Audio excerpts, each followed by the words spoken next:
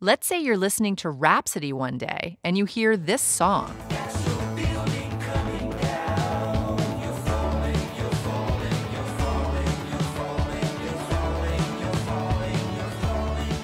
And you think, hey, I like that. Did you ever wonder how you came to hear that song in the first place? I'm Portia Sabin, and today on The Future of What, we're going to follow the creation of a song from an initial idea to a fully realized piece of music. We'll talk to the band, the label, and the digital distributor to figure out how something a musician dreamed up became the sounds that get you through your day. It's all coming up on The Future of What.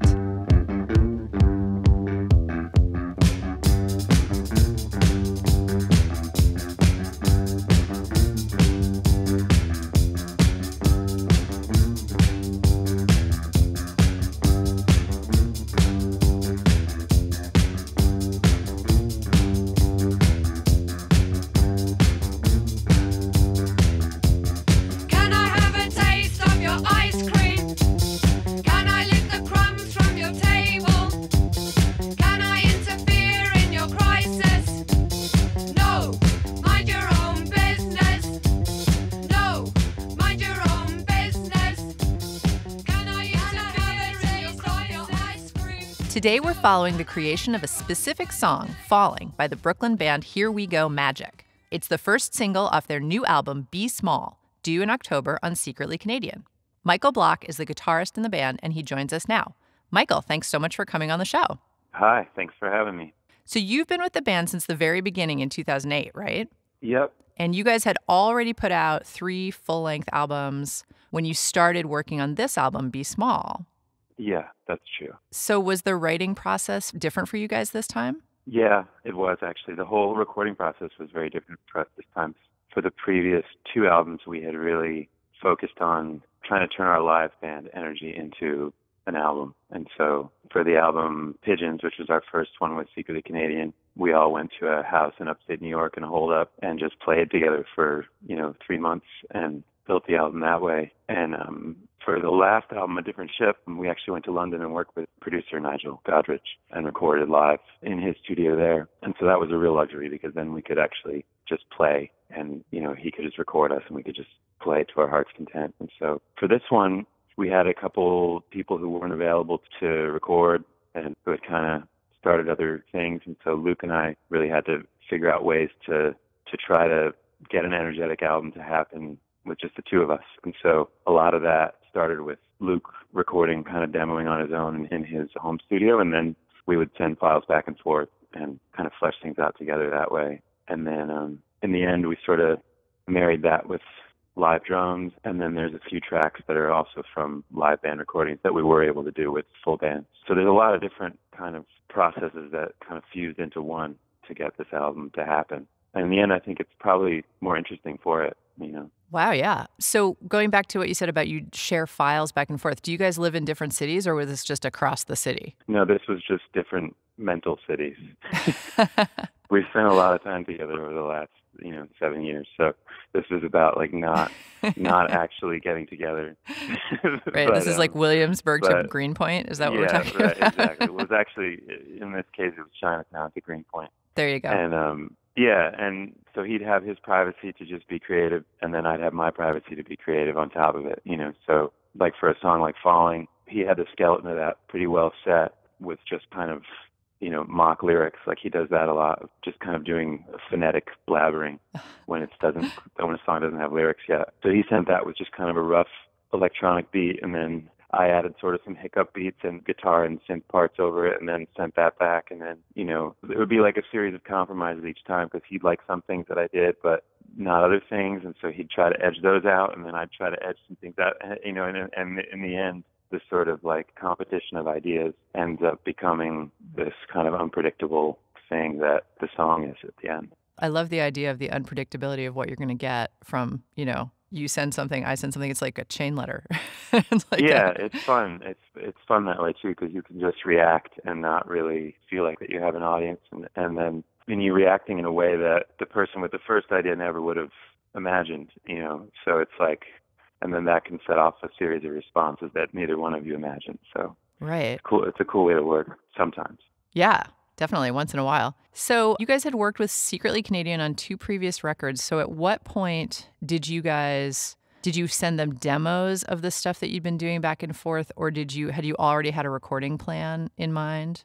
How did that work? No, I don't think we sent them any. I mean, I think at this point, this is our 3rd album with them, so I think at this point, if we say we're working on something, they're pretty hands off about just taking our word for it, and that we'll let them know when it's done, which is a great thing about working with them as a label, actually, because they really give us a lot of artistic freedom, and there's a lot of trust there that what we come up with is going to be something that they're going to like. That is awesome. And that's one of the later questions I was going to ask you, but I can ask you now is, what do you love about working with Secretly Canadian? In the end, we know that they're real music fans, and they're coming at it from a place of being fans first and foremost. So they've been able to maintain that kind of music first ethos through the years, and it shows in how they deal with musicians and how they deal with the whole process. And so we've never really felt them trying to muddy up our process musically at all. They're very respectful of that. Whereas I've heard horror stories, from friends about other labels trying to get involved in the choice of song, or even down to the choice of parts, like, arguing about guitar parts and stuff. And that to me is like something that would be really difficult if a label started getting involved in musical choices. They're really respectful about that. And I think that is because they choose to work with people whose music they like, which is a nice thing. Absolutely. So tell us about the recording process. Once you guys had gone back and forth, what did you do in terms of the recording? Did you decide to go into a studio and do all that, or did you just do everything yourselves? On Falling specifically? Yeah. On that song, that was everything just straight to the computer. I mean, the most rudimentary, the guitars completely straight to the computer, and then with like the cheapest GarageBand simulator amps, just like looking for cool sounds in there. And then same thing with the synths and stuff. And then at the end, we went into a studio to record drums on top of the whole thing to kind of give it a live energy that way. And then we went through a mixing process too, where some stuff was reamped and given extra edge that way. So that kind of brought stuff more to life. Cool. Did you record more songs than actually made it onto the album, or did you just record the songs that you knew you wanted on the album? We record so much stuff. It's crazy. Some of it becomes full songs that then we scrap, and some of it is just these ideas that are just sitting around. They're everywhere. I mean, there's like, we record first. I mean, we had started for this album, trying to record another live band album. And so there was a whole bunch of songs from live band sessions, that 2 of which are on the final album. So those were actually played live. But then there's still probably 12 songs from those sessions that didn't make it onto the album. And there's probably 20 songs that were just done, at home that didn't make it onto the album. So yeah, there's a lot. Wow. Yeah, we can't wait for you guys' box set. Yeah, right. Someday. A lot of extra songs. That's awesome. So during the mixing process, did Falling stand out to you guys as the single immediately, or how did that work? I don't know if during the mixing process. I think we sort of did things, we sort of touched on one thing and then went to another thing. And the mixing process was pretty kind of global across the whole thing. And I feel like when first working on that and first kind of like, adding new little drum hiccups and stuff, it sounded to me like something, like the chorus seemed like something that was definitely single worthy. Wasn't really thinking about it in those terms, but there's a definite poppy aspect to it that stood out as something that people respond to right away. Michael Block is the guitarist in Here We Go Magic. Mike, thanks so much for joining us. Thanks a lot for having me. I'm Portia Sabin, and coming up on The Future of What, we talk to the band's label and Rhapsody. Stay with us.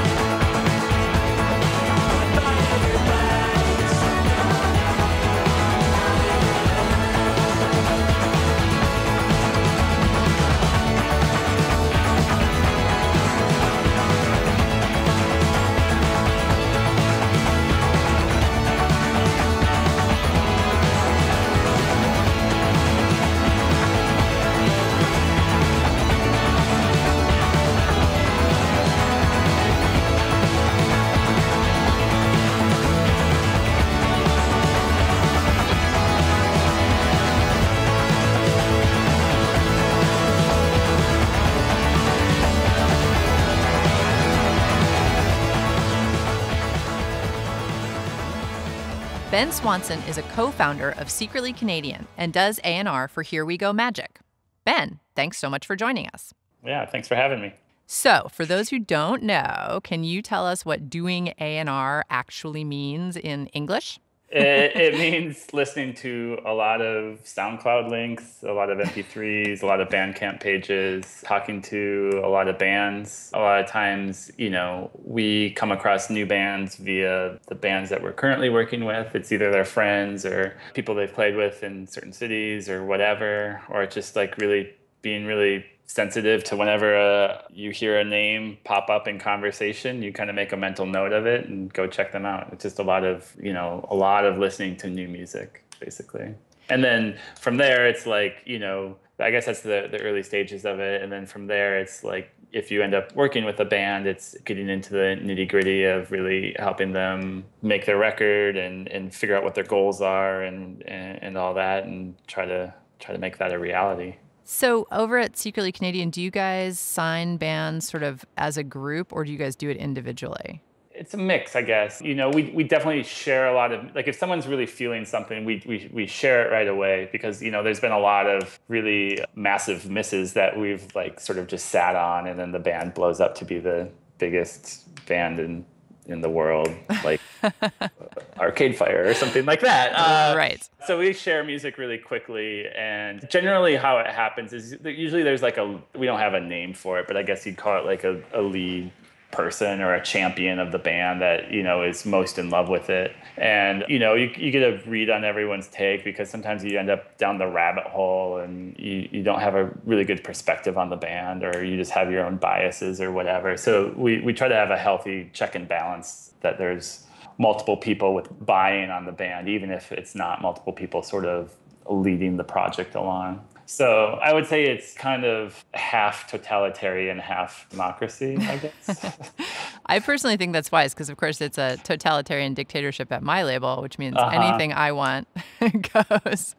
But that can be really bad if you get yourself completely in love with the band and other people are like, but they are not heard. Yeah, I mean, especially with the staff and all that, like, you want buy-in from the entire staff, and obviously not everyone that works here can absolutely be 1,000% in love with every band we release, but you do want a certain amount of buy-in, and like you said, like, you can easily fall in love with a band that you as a label can't really help at all. And then in those cases, it's okay to be a fan of the band and be friends with them or whatever. It just, we try to really look at things soberly, as like, can we be, as a label, be additive to this band's career, I guess, as well as really enjoy the music and really love the people behind it. So sometimes it's not enough just to be a massive fan of the band, especially with all the other like releasing options out there in the world today, and the amount of energy and everything that goes into putting out records. We've tried to really focus over the years. We've gone down the slippery slope of just like really falling in love with a band really quickly, and just, and not really looking at the bigger picture. And sometimes that really works out, and sometimes it really doesn't work out. That's for sure. You can say that again. So today we're talking about Here We Go Magic. So are you the person who brought that band in, or was it somebody else, or how did that work? Here We Go Magic was kind of an interesting one. Our old lawyer, actually, Mike Manning, ran a small label that put out Luke Temple, the main songwriter in the band's early records. And when he came to work for us, we were introduced to Luke's music and really fell in love with it. And that first Here We Go Magic record was originally a Luke Temple solo record that was going to be released on this micro label my brother Chris and I were running, called St. Ives. And it was, that record's really, really good. Like, I love that record. And we were just, I don't know what happened. I guess it's one of those like rabbit hole moments where you're just so focused on like, this is what we're doing. It's this micro label, 300 limited pressing record. And it's great. We love this record. And as Luke started to get feedback from other people on it, he's like, no, this is actually something special. I want something more than that. And, it's kind of embarrassing in hindsight, but we're like, well, that's not what St. Ives is all about. And we didn't really like pivot to Secretly Canadian at all. And then, so they put out that first record with Western Vinyl. And so we were sort of, I don't know, that's kind of how we got introduced to the band. And so you lost that first record to Western Vinyl. Yeah. Oh, ouch. We got just so fixated on this like limited pressing 300 it was just I don't know, you just kind of get tunnel vision sometimes and you don't understand what you're even talking about after a while or why you're making decisions. You just kind of, I don't know. It was a learning experience as well to kind of somehow like try to go macro and be like, actually, is this a really great record? Can we do something with it? And so when the second record came along, we've been talking to him for a while, and Chris and I and Mike, kind of all really went after the band. And obviously you were willing to say mea culpa, give us another chance. Yeah, definitely. That's definitely. awesome. They were kind enough to forgive us for that. That's awesome. So you're on record number 3 with them. It's their 4th record, but right. The 3rd one. Yep. But third one for you guys. So basically what we're doing is sort of a farm to table thing here today where we follow the song. And so we just talked to Mike Block from the band about writing the song and recording it. And he said one of his favorite things about working with Secretly is that you guys are very hands-off. You let them do what they want to do. And certainly for a third record, I think that's very typical because, you trust the band. You say, okay, this is great. And you expect that they're not going to deliver to you a record that is, a 48-minute instrumental think piece on a piece of lint they found under their bed. Right. I hope not. Which sometimes it is, and then you're in a different place. Yeah. But obviously you guys trusted them. So how did you guys first hear the music for Be Small? Did they send you demos, or did they just send you the finished record? We had a couple, I guess you'd call them sketches early on. I think there was vocals on a couple of the tracks, but they were, they were sent to us as like sketches, and that's basically what they were. And, they sounded like sketchy Here We Go Magic songs. So it was like kind of tough to get a beat on exactly how the record was going to come out. After that, it was pretty much radio silence. We were talking with them, but they didn't let us hear anything until the final mixes. And it was all mixed, and it was actually mastered. I believe they actually mastered it, but it wasn't sequenced yet. And they were pretty adamant about that. And I think it was smart in a lot of ways because they really need to like sort of really dive in and have like total clarity on their artistic vision of the record. And I think sometimes that's really, really helpful, especially when you have like really smart guys like Michael and Luke. They don't need certain like artistic guidance, whereas sometimes you work with artists and they just kind of actually crave that sort of feedback. Sure. But where sometimes it hurts is like you get the music, and for us, in bands, especially with like vinyl turntimes and everything, like you gotta like just kind of hit the ground running and figure everything out. And sometimes like having like rough mixes or all that like really helps wrap your brain around like what is this record all about and how are you gonna like approach it from a marketing standpoint and all that. So like we didn't really have the luxury of time in that situation. So but that's a long-winded answer to say it was delivered to us pretty much the first time I heard the record was when it was totally baked and totally finished. Yeah. So when you listened to it that first time, did Falling stand out right away? And did you think to yourself, wow, that song's totally the first single? Yeah, it did. There's a song on the album called Ordinary Feeling. That's actually my favorite song. But like, with a band like Here We Go Magic that I'm such a fan of, just really personally that you got to kind of take a step back and it's like, I'm not the normal like Here We Go Magic fan or the normal like music fan. I like with this band, I go really deep on, and like Ordinary Feeling is a lot more subtle. And Falling just definitely really seemed to encapsulate what the band is all about, what this new record is all about. And you'd also be like, it's not quite as like nuanced as some of like the slower or more sort of spacious songs or whatever. It's a little bit more immediate. Cool. So what do you love about working with this band in particular? I mean, I'm such a fan of the music. I'm a huge Talking Heads fan. I love their second album, More Songs About Building and Food, and like a lot of like this sort of weirdly arpeggiated guitar is really reminiscent of that without stealing it. Like it captures, like for me, it does musically very similar things as that Talking Heads record, but like still being very much its own thing. It doesn't seem to be copying it too much at all. And it's just, I love how sort of nerdy it is, but it also is really able to find like sort of real soul and heart in these really sort of almost prog rock riffs or whatever that they do. And it's a really tough thing to pull off, but that dynamic is really great. And Luke's lyrics, I just am in love with. They're a little bit oblique without just being super obtuse or whatever. They definitely have some really interesting themes going on, and they're not too direct, and they're not too, I don't know, it just finds that really nice sweet spot. Ben Swanson is a co-founder of Secretly Canadian, and he does A&R for Here We Go Magic. Ben, thanks so much for joining us. Yeah, thank you.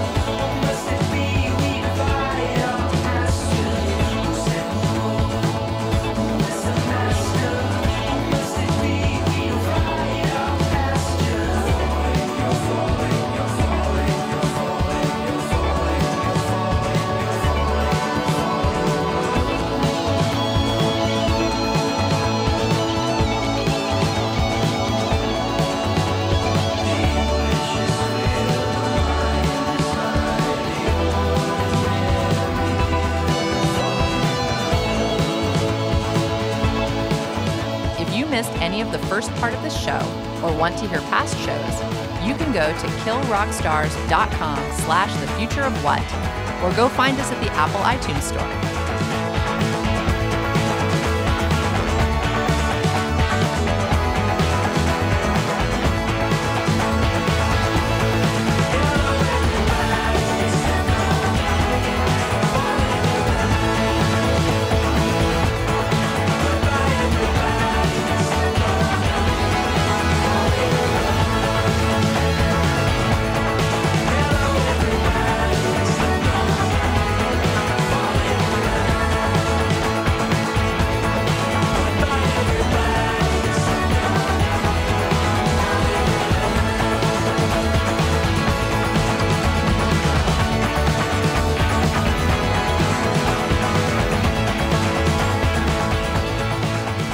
Welcome back to The Future of What?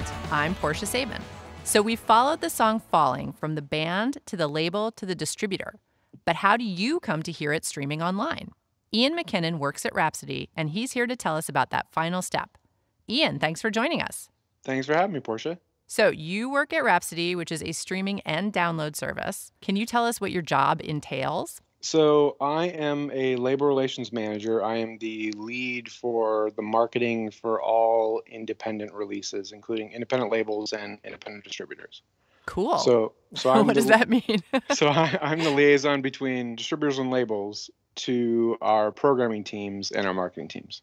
Rad. So can you tell us how you first hear the music that you play, like that music that comes in from the distributor? Oftentimes I'll get advances from things, and I obviously get priorities from labels and distributors as to, what they'd like to see featured on the service. Obviously everything that they put out that we have deals with are ingested into the service and exist on the service. But as far as a programming standpoint, the priorities for each label and distributor are sort of the top of mind things, just in the same way that in physical retail, end caps and things of that nature exist. So I then take those priorities and then pitch them to our programming teams. And our programming teams are a series of editors that do programming for us across all different genres in all different countries, depending upon where we are. So I do get advances, but then I make a long story even longer.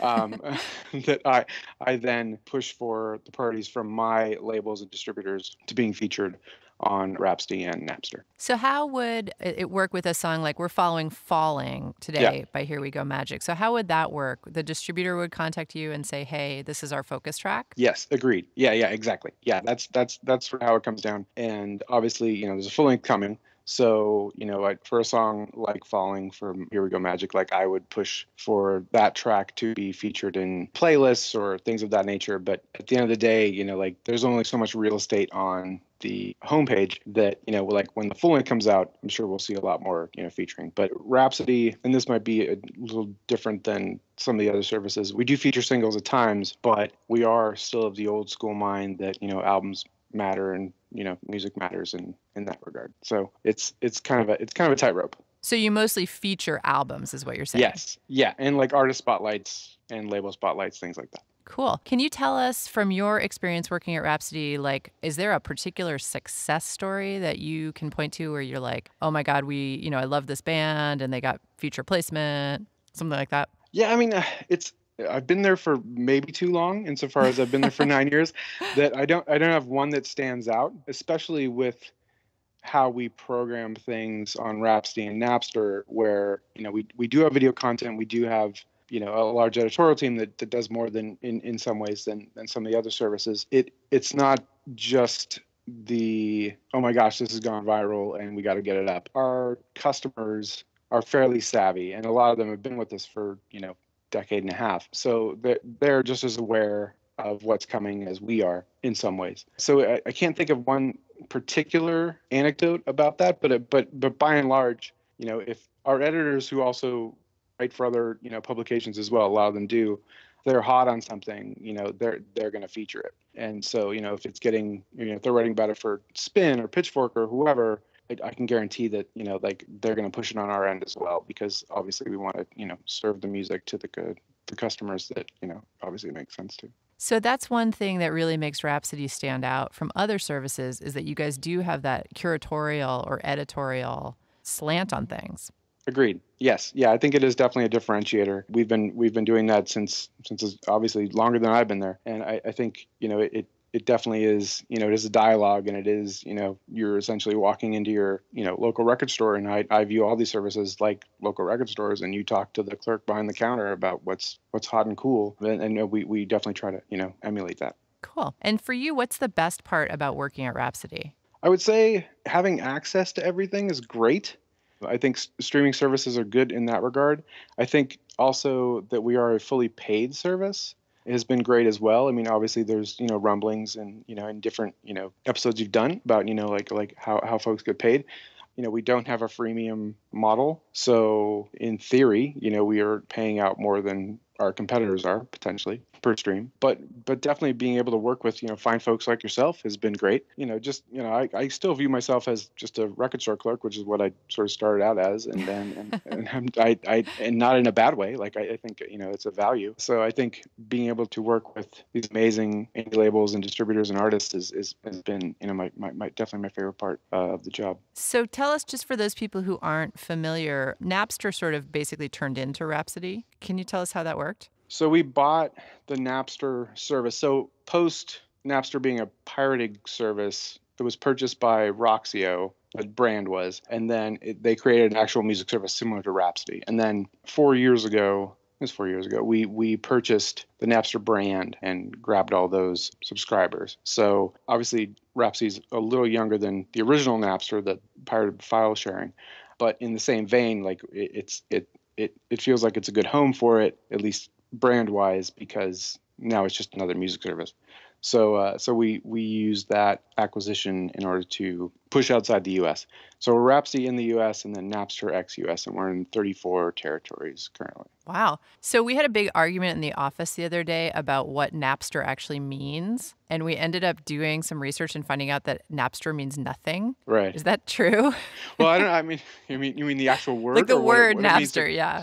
Yeah, I'm sure. I guess it doesn't mean anything. But a lot of those words from that time don't mean much of anything anymore. Wasn't it kind of like that Friendster time? Like it was like everything with stir on the end?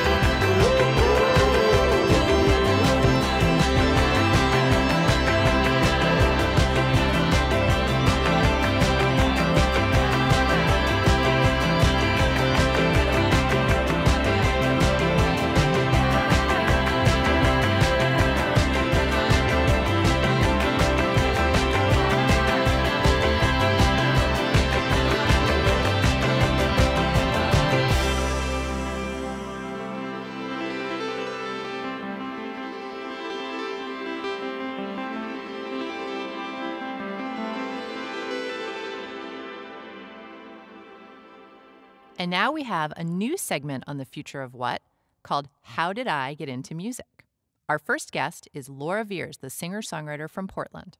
Laura, welcome. Hi, Portia. How are you? I'm great. I'm so glad to have you here. Thanks for having me. We are talking to people about how they got into music in the first place, which sometimes is hard to get all the way back there to like really remember how it all started. But that's what I'd like you to do, is tell us from the very beginning, your earliest memories of how you got into music. Well, I was trained as a concert pianist and toured Europe as a 3-year-old. And Wow. I knew you'd have great stories. it's a total lie. I didn't get into music till I was in college. I had family members that were playing around the house for fun, guitar and piano, and I took a few lessons here and there. And my brother was in a band, and I thought that looked cool, but I didn't see any girls in bands, and it just didn't seem like something girls were doing. So I didn't really explore it until I saw there were women doing music in college. And the Riot Girl movement really inspired me a lot to start my own songwriting and my own guitar playing. And as soon as I started playing guitar, I started writing songs. And that's really how I see myself in the world, as a songwriter first, a singer second, and a guitar player third, maybe, if I had to do that. I saw a photo of you from college where you had a shaved head, you were naked, you had hairy legs, and you had a guitar. Yes, and the guitar was covering up the important parts. Exactly. Yes, there is. That's my husband and I did a TED Talk, and I showed that picture. And my mom was not pleased about that. Of course, I have to let her down sometime, right? But yeah, I didn't really get into it till my early 20s. And then I was very serious. My grades dropped, and I was formerly a straight A student and really into... I did graduate with honors from my school, but I quickly learned that, I didn't want to be a geologist, which was the degree that I had. And I didn't really know what else to do. I mean, I just wanted to do music, but it's so hard. It's so hard to figure it out when you're a young person and you're like, well, wait, how do I connect all these dots and actually make an income? And I mean, my whole TED Talk was about that. And my husband, too, he's Tucker Martinez, his name, and he's a producer, and we've made tons of records together and been in the business for 20 years each. And we both really wandered around a lot with our paths, not really making sense at all for many years, until slowly they did. And now we're artists, and we see ourselves as that for our life. And I mean, who knows how long it'll be a thing that we make money at, but so far so good, and we can keep doing it. So going back to your college experience, was it the playing of the guitar and writing songs that captured you, or was it the community? Did you find a community at college? It was both, for sure. I mean, there was certainly something that happened when I first started writing songs that felt deep.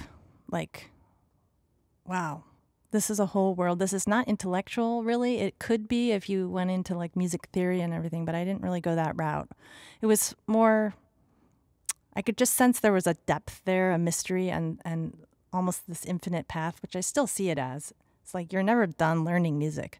So I felt something click in me for sure. Like, this is awesome. I want to do this, and I'm going to do this over and over and over till I can be good at it. And it was a harsh toke for sure when I started playing out, because I had terrible stage fright and I couldn't play at all. I couldn't play what I was trying to say in my song. I was too nervous to execute the guitar parts, and my voice was shaky and weird and sounded really bad. But God bless the souls who watched me in those early days, because I did that over and over and over. Open mics, and then little college coffee shop shows, and then, tiny little tours up and down the West Coast with 3 people in the audience. And then, over and over and over, I started learning how to perform. But no one really teaches you that. It's kind of like just school of hard knocks. And some people are really natural performers. I would say I'm not one of those. I would say I'm more of a natural songwriter. But even now, the performance, like certain times it feels so effortless and fluid, but other times it feels like a real struggle. So you kept at it because of the songwriting portion? Yeah, I felt like, well, this is so fun for me. This is so cool. And I love this. I felt compelled to share it. And initially that was as a solo person, but then I learned about the Riot Girl movement and started an all-girl punk band, and that was great because I could have my buddies up there with me, and I could be the background person, the guitar player and the songwriter, and like the backup singer. And then I had my friend Deva, who was a superstar natural performer, who was super tall and redhead, kind of like you. She had short hair at the time and really just outgoing and crazy and in-your-face punk rocker. So I could kind of be the back behind the scenes guitar player, and I loved that role. And that was really instrumental in helping me get over some of my fears. Absolutely. And just having fun with it. And then I wrote a letter to Bikini Kill, and they wrote back. Toby Vale wrote back to me in 1995, probably. Wow. And because I asked her, this was before I started the band, I was like, I really want to start a band. How do I do it? And she wrote back, which was so awesome. I was in the middle of nowhere in Minnesota and got this letter from her. And she was like, just play with as many people as you can and have fun, and you can do it. And, you know, I didn't know any of those people. I just knew about I would see bands come through Minneapolis. Like this band, the Saltines, was a like all-girl punk band that we would go see. But I'd never seen Bikini Kill. But we had their records, and we would play them super loud in our dorm room and jump around on the bed. And so it was really, really important to get that letter. Yeah. And move forward. And then also, I did see Slater Kinney in the like mid-'90s in Olympia, which was super amazing. And there were a few, like Ani DeFranco was also a big part of my inspiration, because I was like, well, she's doing it. She can sell her music from the back of her car and go on tour at age 19 and have a shaved head, and people come to her shows. So why can't I do this? You know, like it was a really good thing to be able to see that. Yeah. So now I'm interested, you had that experience of having a punk band and having a charismatic front person, and you got to be comfortably just the guitar player and songwriter. What made you decide to take the next step and be out there by yourself? The lead singer wanted to quit. So we graduated, and I was like, let's move to Seattle and keep the band going. And the other ladies were like, no. Well, the other two would have done it, but then the lead singer was out. She just didn't feel it in her bones, you know? Even though she was a total natural, she just didn't feel it. She didn't have She didn't have the fire like that deep, you know? So I was like, well, I guess I just have to do that. I gotta just like muster it up and do it myself, because I love writing songs. So it was just out of necessity. Yeah, because she was done, and I did make some more bands in Seattle. I played in a funk band. I learned how to improvise, but I realized, you know, holding a band together is tough, and I didn't make the connections that I made in college again with women in particular to make another all-girl punk band. So I just struck out on my own and realized, well, I also got interested in country blues guitar, which is really great if you're a solo performer, because the guitar does so much. There's a lot happening with the bass notes. There's a counterpoint melody happening with the fingers, and then your voice can do a third thing. So it's almost like 3 instruments happening just with a guitar and a voice. So I was like, well, I can do a lot with a guitar and a voice. And that was how I structured my first album. And I really got deep into country blues music and inspired by a lot of the old, like Elizabeth Cotton and Mans Lipscomb and Mississippi John Hurt and all those people who were amazing musicians, could do so much with just a voice and a guitar. And that's how I started my early records.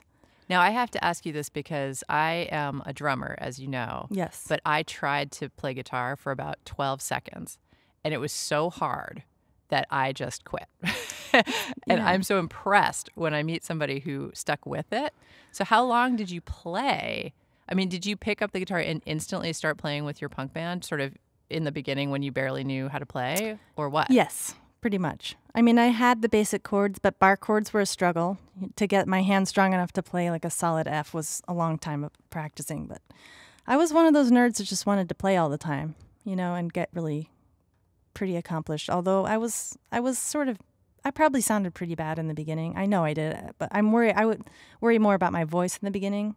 The guitar never felt like that big of a struggle. Oh, wow. That's awesome. The voice so you're was probably the a natural. problem. Yeah. The guitar has always felt natural to me. It's never felt like, I mean, like I said, the bar chords was hard to get my hand strong enough to do that. But the rest of it, I mean, don't get me wrong, country blues guitar is really hard to play, and I would spend hours just slowly working through, almost like in a scientific way, to learn this music. And then slowly it would start to come and flow, and then it was no problem anymore. But to learn something new that's difficult, it took me a lot of practice. Wow.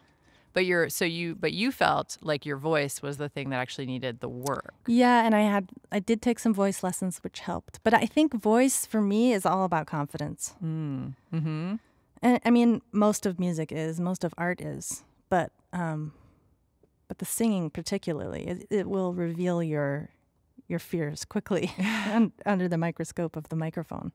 Did you feel like you had to experiment with different ways of singing in order to find the place where you were comfortable? I think, yeah. I mean, I did the yelling thing. Uh-huh. I did softer stuff. I did a drawl. I mean, I kind of copied Gillian Welch for a while. Awesome.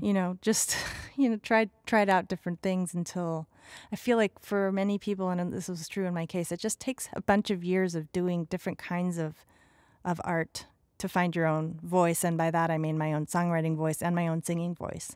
Right. And I guess I'm still finding both of those things, but I do feel more settled in them and I enjoy them more. Well, and it's just funny. It's always interesting to talk to an artist to see about their perspective, because from my perspective as a listener, I've always thought you had a very distinctive, very strong voice. So when I listen to a piece of music, the first thing I think is, oh, that's a Laura Vere song because of your voice. Because of my singing voice or because my of your songwriting singing voice? voice. I see. Yeah. Yeah. Well, that's good to know, because to me, it's just my boring old voice. But I can see that because I hear that in other artists. Yeah. Like they have a distinctive sound to their voice. Right. Which So. is, and it's just funny, because some people would say, oh, well, it's my guitar. That's Right. That's the thing that you're going to know me for. Right. And at what point would you say you were sort of ready for the next step? Like, where did you take it from there? I applied to Bumbershoot, which is the festival in Seattle, with a little 4-track cassette demo, and I got in. Wow. I was super surprised. They called me and they said, we'd like to offer you a fee of $50. And I said, do I have to pay you $50? And she said, no, we'll pay you. I was like, okay, that sounds awesome. I'll You're be there. like, I'm a professional. So that was like 10 times what I'd ever made, Mm-hmm. So I realized, like, hey, I should make a CD, because that's like 4 months away. I'd like to Wow. have something to sell. And so I met this man on Orcas Island. I was living on San Juan at the time, who had a studio, and he was willing to record me for free. And we spent 3 hours in there. So I made a record in 3 hours, and it's really embarrassing, and I would never sell it now. But I did print it up. I printed up 1,000 copies, and my friend hand silk screened the covers. And they were just little jackets, little folded things. And I sold them, and I called the Bumbershoot people. I was like, how many CDs should I bring to the show? Because I think I'm going to sell a lot. I think I should bring like 250. And they said, people at your stage usually sell 5 to 10 CDs. But I did bring, my stack and sold like 5 to 10. Uh-huh. But I still had my remaining 995. Yeah. And so I took those out on my little tours up and down the West Coast. And then a couple years passed, and I made another record. But that one turned out great. And that one largely turned out great because Tucker made it in his studio. And it was the first one of 10 that we've made together. Wow. And I love that record. It's very sparse. I had kind of done enough songwriting to find a little bit of my own songwriting voice. And I was 25 at the time, and maybe 26. And I'm honestly, sometimes when my kids like that record, and sometimes when I hear it, I feel envious of it, of my younger self. Just the simplicity of it? Yeah, and just the simplicity of the artistry. Mm-hmm. It was just like nothing to lose and never done it really, and so fresh. Mm-hmm. That kind of feeling that you have when you're 25. Mm-hmm. It's kind of hard to get when you're 41, So Tell me about it. Yeah. Totally. So you made that record, and did that come out on a label, or did you release that yourself? I released it myself and was trying to find some help, but KEXP helped me get some listeners for that. But it didn't really come out on a label till later.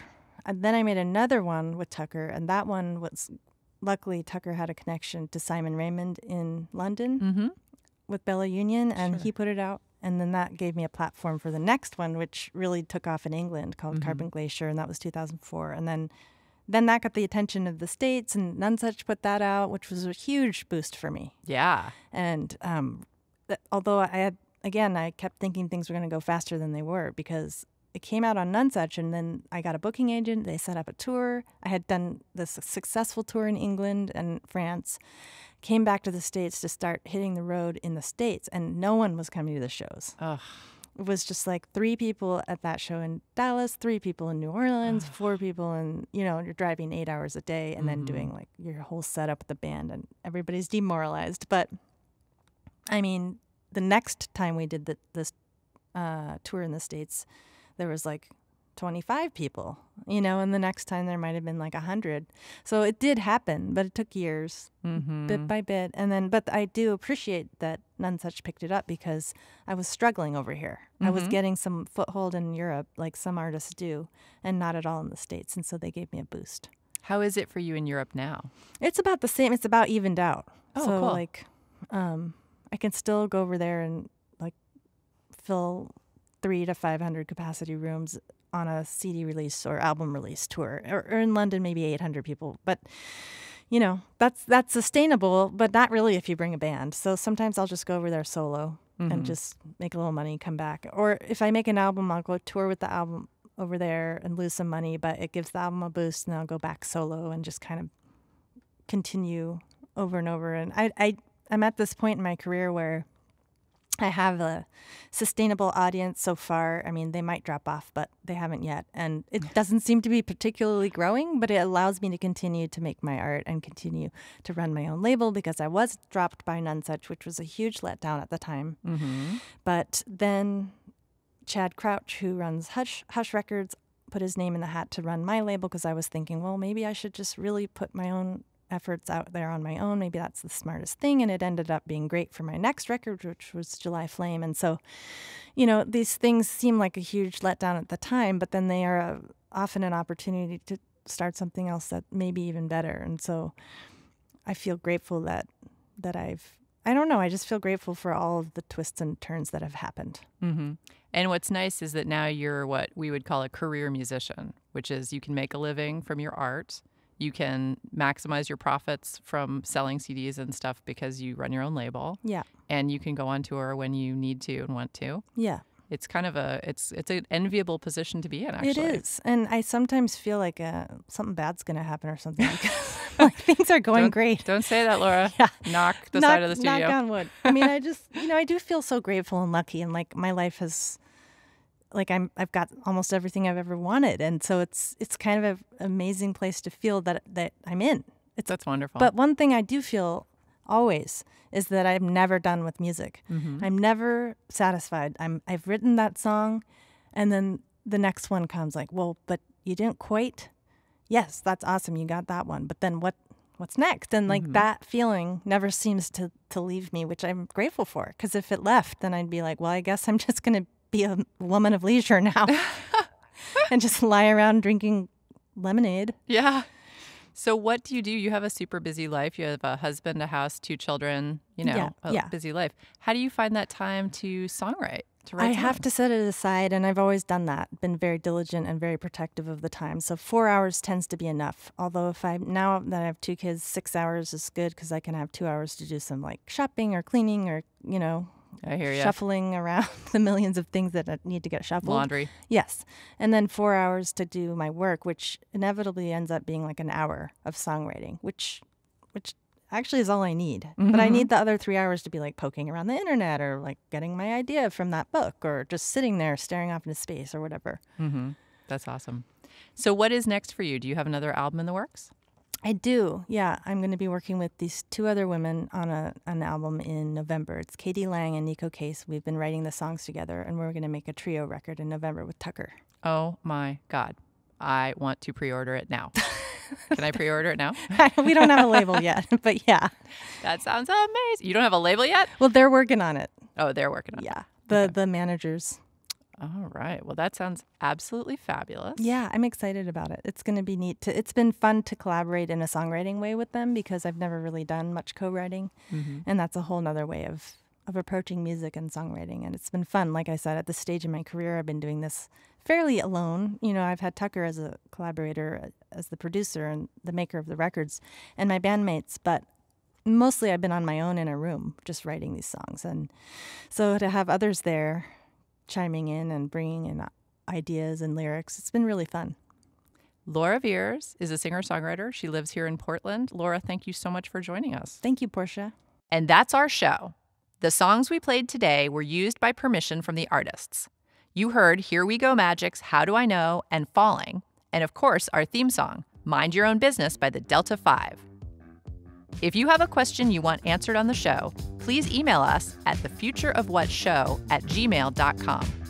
Our episodes are archived at killrockstars.com/thefutureofwhat, and you can subscribe to our podcast on iTunes. Our program was engineered by Reed Harvey and is produced by John Sepulvedo and Will Watts. Thanks to Digital One Studios in Portland. I'm Portia Sabin, president of Kill Rock Stars. See you next week.